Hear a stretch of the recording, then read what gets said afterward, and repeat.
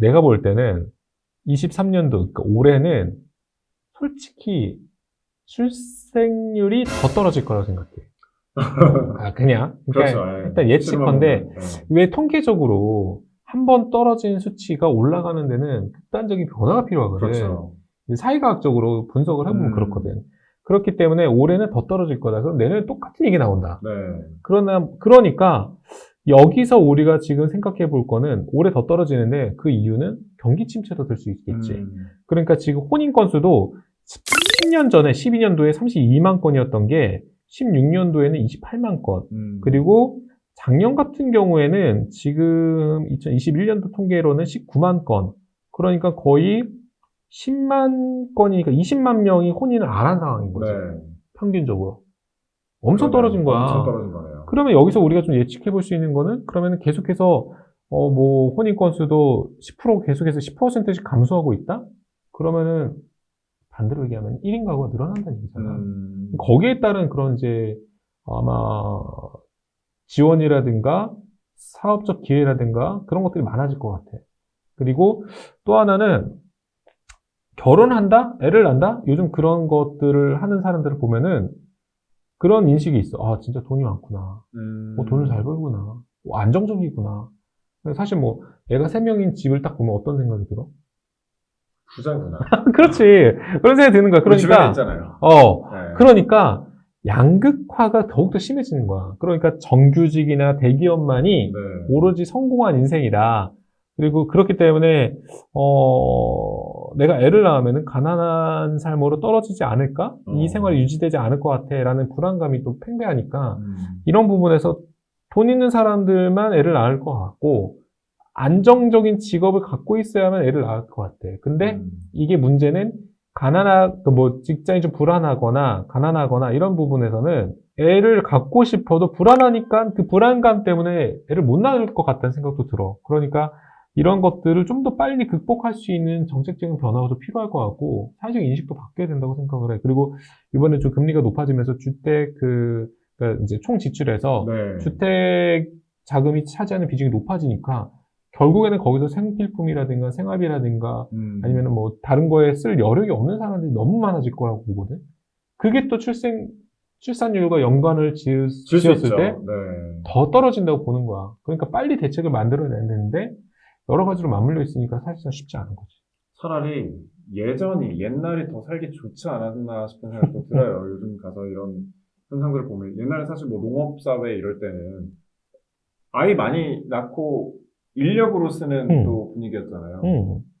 그래서 그러다가 이제 아이가 자라면 부모를 이제 동양하고 약간 그런 구조였다가 요즘은 나 어차피 혼자 할 건데 나 혼자 먹고 노후 대비 확실히 해야 되지 않냐. 이런 분위기 속에 나 혼자 즐겁고 나 혼자 잘 먹고 잘 살면 되지 않냐. 약간 이런 분위기 속으로 바뀌는 것 같아서 진짜 말씀처럼 이게 빠르게 바뀌기는 쉽지 않을 것 같은 그치. 느낌이 드네요. 근데 이제 솔직히 우리가 그런 인식으로 접근을 하게 되면 또 상대적으로는 개인의 가치나 개인의 자유가 더 중요하다라는 생각을 갖고 있는 사람들에게는 그렇게 와닿지는 않을 수 있을 것 같아요. 그러다 보니까 실제로 이제 나는 사실 이제 뭐 사업을 하는 입장에서 이제 거기서 좀 고민하는 지점이 네. 이게 계속됐을 때 일자리 문제가 앞으로의 일자리 문제. 너무 커지는 거야. 그러니까 네. 다시 말하면은 일자리는 많아질 거야. 일을 하려는 사람이 없어지겠지. 그러니까 자영업을 하거나 기업을 운영하는 사람들 입장에서는 정말로 불안한 미래가 펼쳐지고 있는 상황인 거야. 예를 들자면 이제 실제 노동 인구가 20살부터 거의 네. 20살부터인데 2000년생이 지금 한 60만 명, 64만 명 정도야. 근데 2001년생, 2002년생, 2003년생으로 급감해가지고 2004년생 이후로는 60만 명 미만이 돼버렸어. 그러면 지금 실제로 20살 기준이 2003년에서 4년생이잖아. 네. 그 친구들이 이제 사회에 나와서 아르바이트부터 해가지고 여러 가지 일들을 시작을 할 텐데 일할 만한 사람들이 줄어들고 있다는 얘기는 결국에는 여기서 일할 사람 찾기 어렵다는 얘기잖아. 그럼 아까 봤던 것처럼 경기도하고 서울을 비교했을 때 서울 같은 경우에 0.63 출생률을 기록을 하고 있고 경기도는 그나마 조금 높아서 0.8 정도 된다고 네. 쳤을 때 그런 서울에서 지금 일할 수 있는 인구들이 많지 않아진다는 얘기하지. 현실적인 문제네요. 그러면 결국에는 자영업자들 같은 경우에는 규모를 키우고 일을 늘려서 뭔가 성공을 하고 싶은 사람이어도 일을 할 사람이 없어지니까 여기서 이제 굉장히 어려워지는 상황이 계속 반복될 거야. 네. 참, 고리의 고리, 악순환의 고리가 계속되는 것 같은데, 좀 정책적으로 어떻게 좀 고칠 수 있는 그런 방안들이 하루빨리 좀 나왔으면 좋겠다는 생각이 드네요. 집값도 문제고, 사회도 문제고, 출생률도 문제고, 좀 살기 좋은 세상이 언제 나오게 되는지, 언제 만들어지는지 생각을 한번 해보게 됩니다. 그래서 나는 여기서 이제 좀 주목해야 되는 게, 네. 그러면 앞으로 어떻게 해야 되느냐, 이건 것 음. 같은데, 어떻게 준비해야 될까? 결국에는 지금 저출생 관련해서 홍보가 중요한 게 아니야. 그렇죠. 정책하는 사람들은. 그렇지. 그러니까 사업을 하는 입장에서도 내가 비즈니스 모델이 잘 갖춰져 있지 않은 상황에서 그냥 우리 회사 브랜딩만 하는 건 의미가 없어. 네. 우리 회사 좋은 회사다, 우리 회사 잘 나간다. 근데 사실상 돈을 버는 모델이 없으면 망하거든. 네. 그러니까 저출생과 관련해서 홍보를 해서 애 낳으세요, 행복합니다. 뭐 이런 게 아니라 진짜로 일단 혼인율을 높이는 방법을 일단 처음 단계에서 방향을 잡고 거기에 따라 최우선의 정책들을 펼쳐야 된다고 생각을 해요. 혼인부터 아예 지원을 해줘야 된다. 저는 그렇지. 그 생각이에요. 네. 혼인율을 잡아야 된다. 네. 그러면 뭐 웨딩 박람회 많이 하고 그런 거 할 때 이제 지원해주고 그리고 웨딩 관련한 기업들 굉장히 많이 유치하고 그 다음에 뭐 사실상 거기에 따라 가지고 이제 뭐 아파트 같은 경우에도 이제 뭐 나는 뭐 웨딩타운 같은 거 만들어야 되는 생각을 하거든. 그러니까 신혼부부만 들어가서 네. 살 수 있는 그래서 최소 뭐 애가 3살까지 양육하거나 보육할 수 있는 환경이 구축된 뭐 웨딩타운 같은 거 그런 거 좀 필요하지 않을까 이런 생각을 좀 들었어. 아주 획기적이네요. 웨딩타운 확실하게 있어야 될 것 같아요. 그런 게 있어야 될 것 같고 두 번째는 이제 그러면 애들이 없고 사람이 없잖아. 그러면은 그 다음 우리가 좀 주목해야 되는 시장이 뭘까? 그럼 나는 결국에는 인력 대체 시장. 그러니까 로봇 시장이 지금부터는 굉장히 주목받고 있는데 앞으로 5년, 10년 동안 더 나아가서는 네. 20년 동안 인력을 대체하는 로봇 산업이 굉장히 중요해질 것 같아. 사실 카페를 운영하는 내 입장에서도 자동화가 되면 얼마나 좋을까는 요즘 로봇 카페 굉장히 많죠. 많이 있거든. 네. 근데 맛의 차이가 물론 아날로그에 대한 그런 향수가 있는 사람들이 아직까지 괴리감이 있지만 이 부분에서도 서서히 적응을 할 거야. 대신 만들어주는 로봇들이 만들어준다. 뭐 이런 것들. 저는 마셔봤는데 맛있어요. 괜찮아. 네. 이게 균일하거든, 맛이. 네. 균등하거든. 그래서 그런 부분에서 인력 대체 시장이 성장을 하니까 경제적인 상황에서 로봇 산업에 대한 투자나 뭐 주식 같은 거 눈여겨볼 만한 것도 있을 것 같아. 그리고 창업을 좀 많이 독려했으면 좋겠어. 이게 사실상 창업을 한다는 것이 어떻게 보면 큰 모험이긴 한데 네. 우리가 이따 얘기할 커피 창업에 대한 부분도 마찬가지지만 네. 나는 이게 부의 재분배를 생각을 하거든. 그러니까 노동시장에서 차지하는 기업에 소속돼서 일하는 사람들에 대한 그 안정적인 그런 기회비용의 가치랑 창업을 했을 때 내가 걸어들일 수 있는 그 소득에 대한 가치를 비교했을 때 상대적으로 창업에 대한 부분들이 크거든. 무조건적인 자영업 창업이 아니라 다양성을 좀 존중해주는 창업으로 이어진다면 네. 소비가 그쪽으로 해서 계속해서 이어질 수 있을 거라 생각을 하거든.